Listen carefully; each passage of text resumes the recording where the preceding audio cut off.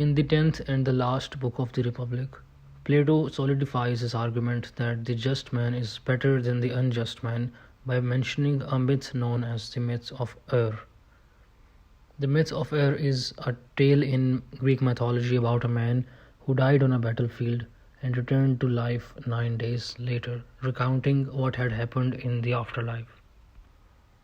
The word myth was used in the ancient Greek sense, meaning account, rather than the present day meaning.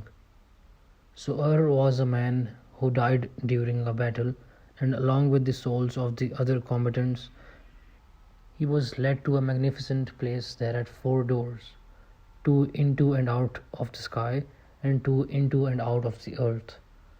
There were judges who decided which path each soul should follow depending on the life they had led on earth.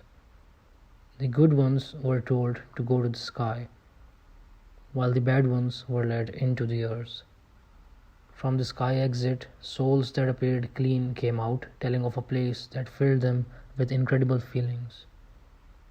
The souls that emerged from the earth's exit were dirty and were talking about the misery and the difficulties they faced for punishment of what they had done while alive. Some souls, however, those of murderers and other criminals, were not allowed to exit the earth and remained trapped there forever. Ur was told that he would not be judged and that he should remain there in order to see the whole procedure and report it back to mankind. 7 days later, they were all led to another place where there was the spindle of necessity. Necessity, or Ananke, was a primordial goddess and personification of fate. There, the souls were given a lottery number, and based on that, each of them was told to ask what their next life should be.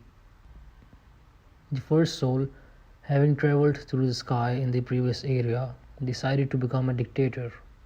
When that happened, he didn't realize that he was destined to eat his own children because of his actions. Ur realized that the souls that had traveled through the sky and had not lived the punishment of the other path often chose bad things for their next life, while the opposite happened for the souls that had been punished. Once the souls chose their next life, they were led under the throne of necessity to the river Led. I do not know how to pronounce that, but it actually means the river of forgetfulness, where they were told to drink in order to forget their previous lives. That night, when each soul fell asleep, they were sent to new bodies to lead their new lives. Ur's soul did not go through all of this and did not drink from the river Led, thus remembering everything he had experienced.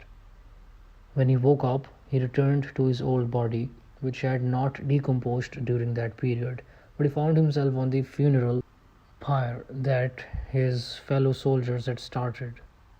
They saved him from the flames, and he managed to recount his experience in the afterlife. This myth was used by Socrates to show that the choices people make have an impact on the afterlife, and that those who pretend to be pious but are false in their souls will be eventually punished in the next life.